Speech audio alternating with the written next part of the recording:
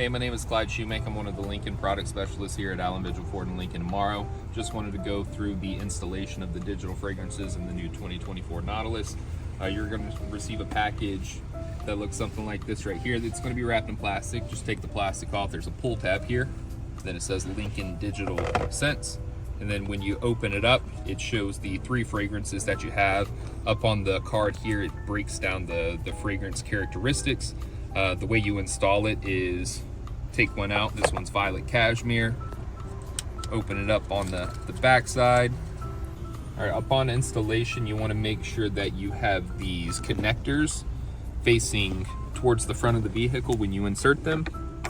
So whenever you do place them in the door, it'll attach, or it'll touch the connectors on the inside of the center console. And after it's closed, if you go to your display, hit Vehicle, Digital Scents, it'll show that Violet Cashmere is installed. You can click that, got your low setting, medium setting, high setting, and if you want to turn it off, you can do that as well. And another nifty feature that Lincoln provided, whenever you select one of the fragrances that you would like to go throughout the cabin, whether it's Violet Cashmere or Ozonic Azure or Mystic Forest, there's a nice little